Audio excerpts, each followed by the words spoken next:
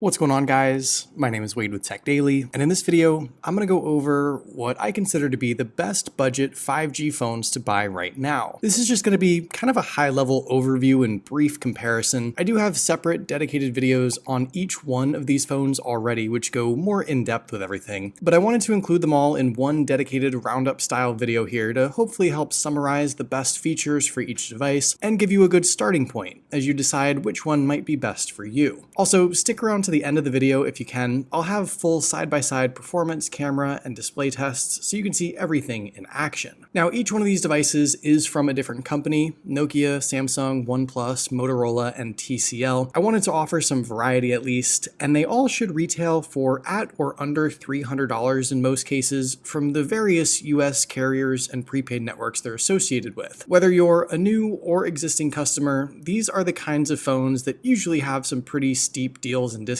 as well. And if you're interested in doing some comparison shopping of your own, I'll leave some links down below in the video description to where you can get each of these devices at their cheapest current prices. To kick things off, we're going to start with more or less the cheapest and simplest phone of the bunch, the Nokia X100. This is one of those devices that's more often than not a free smartphone when you sign up for a carrier plan. The full retail price is $252, and for that you get a fairly large 6.67-inch device that I think you can tell certainly looks like a budget smartphone. The big screen is surrounded by some big bezels, but it's a full HD 2400 by 1080 resolution display, which is good. LCD, 60 Hz though, so nothing too fancy. You get a fingerprint sensor on the side, and actually spec-wise, with 6 gigs of RAM and 128 gigs of storage with an SD card slot, that's a lot to work with. The processor is really the only major downside. It's powered by just a Snapdragon 480 5G chipset, but really with the X100, I would consider it for two reasons. The first is the software experience. This phone gives you just the most core Android setup I've seen in a while. You've got nothing but the essentials. No extras, no bloatware, no skins, no nothing. It's super easy to use, very well optimized, and if you just need a phone, any phone for the daily essentials, that's exactly what you get here. The second reason to consider this device actually is the camera, if that wasn't already obvious. The X100 packs in a 48 megapixel main lens, a 5 megapixel ultra wide, 2 megapixel macro, and 2 megapixel depth sensor, and a 16 megapixel selfie shooter as well. Altogether, you not only get all the essential lenses, but the hardware specs are better than the price point suggests, and you've got a ton of great shooting modes and features inside the camera app to utilize as well. All in all, the Nokia X100 isn't particularly flashy. It doesn't push the boundaries with any special features, but for a starter 5G smartphone that offers all the essentials with a few nice perks, I think it's a great option to consider. Samsung's cheapest 5G phone this year is the A13 5G, and this is also probably the most widely available 5G device, both here in the US and around the world. Unlocked directly from Samsung, this phone's full retail price is about $250. From certain carriers, I've actually seen it priced higher than that for whatever reason, in the 260s, but every wireless carrier from AT&T to T-Mobile to Total Wireless and Straight Talk all sell this phone for practically free to $50 to $150 and everything in between. With the A13 5G, you get a pretty decent 6.5-inch device that very much looks and feels like most of the other pricier A-series phones this year. And it's actually more of a mixed bag of features and specs when you start to break it down. You get just 4 gigs of RAM and 64 gigs of storage with an SD card slot. It's powered by the MediaTek Dimensity 700 chipset, which is okay, but nothing special. You do get a beefy 5000 milliamp battery inside to help you get through the day, which is great. The display is a disappointingly low 1600 by 720 resolution, so it's not as sharp as it should be given its big size, but you do get a 90 Hz panel, so your taps, touches, and swipes feel faster and more responsive, which is solid. You of course also get the very familiar Samsung Android experience with One UI 4.1, and all the perks and apps that fall within that ecosystem. For the price, if you have to have a Samsung smartphone, this is a decent entry-level option. Like I said, it is Samsung's cheapest 5G phone this year, but if you have a little bit more money to spend outside the $300 budget here, I might actually consider Samsung's A33 5G instead.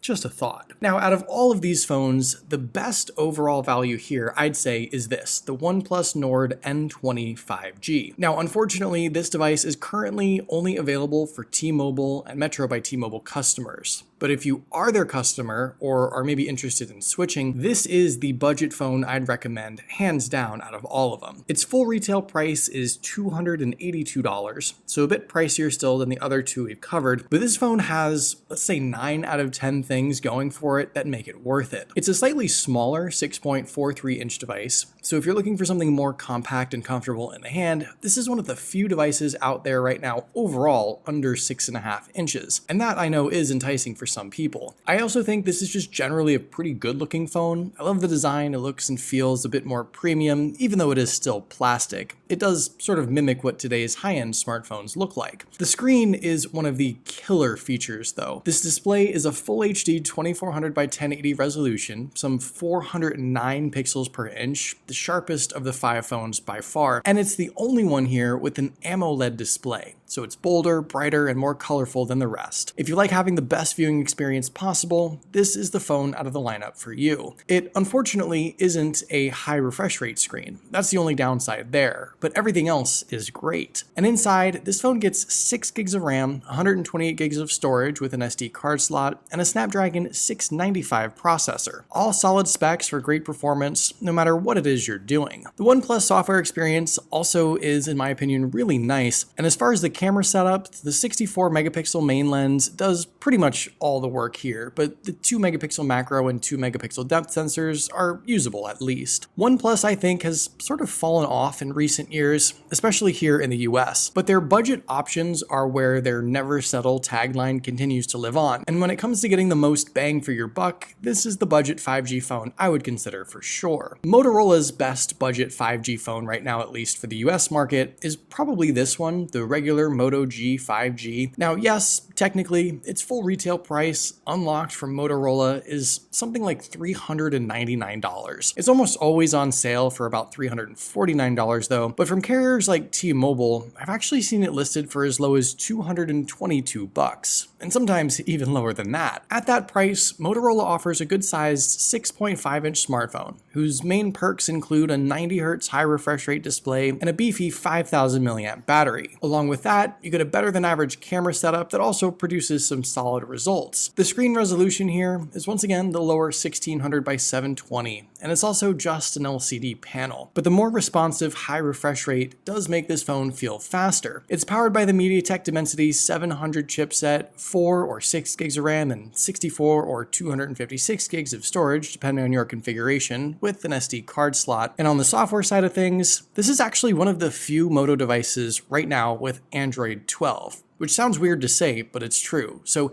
that in and of itself is also a bit of a perk. Across the board this year, there's probably no other Motorola device I'd outright recommend. So if you want to stick with Moto, this Moto G 5G is probably your best bet. Finally, we've got a bit of a newcomer here. This is the new TCL Stylus 5G. And while TCL themselves aren't new to the budget 5G smartphone space, this particular stylus device is. And in fact, it's the first new stylus smartphone to hit the market in quite a few years. And I do think this is a better value overall than, say, Motorola's G styluses this year. Now, once again, the stipulation here is that this is a T-Mobile and Metro specific device. But if you're already their customer or are willing to make the switch, for about $258, this is a great option to consider. This is a really big 6.81-inch smartphone, the biggest of the bunch by far. And I do like the look of this one too. It's clean and simple, all flat with no crazy colors or designs. Obviously, that big screen is best used for its main feature, the built-in stylus, and all the apps and perks that go along with it. Now, this isn't a Samsung Note or S22 Ultra competitor. It's your basic stylus setup. But TCL includes a few really robust apps like Nebo and MyScript Calculator, which are advanced, paid-for apps you get for free to use with that stylus. There's a whole bunch of other stylus stuff too, about a dozen or so apps built right in, and you can use the stylus with whatever other third-party apps you like, from Google, for example, or whoever else. On top of all that, you get a full HD 2460 by 1080 screen, 4 gigs of RAM, but 128 gigs of built-in storage with an SD card slot, the MediaTek Dimensity 700 chipset, a quad lens camera setup, and TCL's Android 12 skin, which takes some getting used to, but honestly is pretty well optimized for this device, and includes a lot of great custom stuff, which is genuinely useful. TCL has silently been invading the US smartphone space, and out of all of the devices they've released so far, I think this is the one to consider. Mainly for the stylus, of course, course, but also because it seems to be the best overall value they've offered yet. Now, to just finish things off here, and hopefully make everything crystal clear, here are some side-by-side comparisons so you can see some real numbers and real features with each device all at once. Starting with the Geekbench scores, interestingly enough, the least powerful device of the 5 is Samsung's A13 5G. It, along with the Moto G and the TCL Stylus, all actually have the same processor, but it looks like it isn't utilizing it in the same way. Tossing in the Nokia X100, these 4 phones honestly don't have too much of a difference or an advantage either way when it comes to the processors, and it's really the OnePlus Nord that's noticeably far ahead by comparison. You can also see that the A13 and TCL Stylus both have 4 gigs of RAM, the other 3 phones have 6 gigs, so that's a factor in speed and performance as well. Really though, across the board, if you want the most capable device, noticeably, measurably better, the OnePlus Nord N20 is your answer. And it's really sort of tough to do a speed test with all 5 phones at once, and each one of these really do run very different Android skins, so with the user experience, I think this is going to come down to personal preference more than anything else. Like I mentioned though, for just your core basics, the Nokia X100 gives you just the essentials. Samsung's Android experience, of course, is what I think most people would be familiar with, and OnePlus really does offer the smoothest, most fluid OS experience of the bunch. But again, this just comes down to personal preference more than anything else. With the displays, like I mentioned earlier, the OnePlus Nord is also the only one with an OLED panel, so it's going to be the brightest, the boldest, the most colorful, and likely the most pleasing to look at out of the bunch. Resolution-wise, Samsung's A13 5G and the Moto G 5G are at a disadvantage here, being only 720p. So sharpness and clarity aren't going to be too great compared to the 1080 resolutions of the rest. If viewing experience is most important to you, the OnePlus Nord has the advantage here as well. And when it comes to the cameras, here are just a couple quick sample pics just to give you an idea of what we're working with. Obviously, all 5 of these phones produce vastly different images, the color, contrast, exposure, and overall look. But to me, the Moto G 5G and the Nokia X100 actually both produce the most natural and detailed looking shots. OnePlus, for whatever reason, tends to over beautify things with a lot of image processing. That's what I've noticed. TCL is fairly neutral with its images, but definitely over processed sometimes as well. And Samsung's cameras here with the A13 seem to just be a bit underpowered, a little dull, a little dark, and a little less detailed. Like I mentioned at the start, I have dedicated videos for each one of these phones if you'd like to go more in depth, but these are the 5 budget 5G phones I'd consider right now to be some of the best options out there. They each have their pros and cons for sure, but what do you guys think? Which one of the bunch would you recommend to be the best? Maybe there's one I didn't mention. Let me know in the comments down below. I'd love to know your thoughts, of course. But hopefully you guys did enjoy this video. Be sure to follow Tech Daily on Twitter and subscribe to the Tech Daily YouTube channel if you haven't already,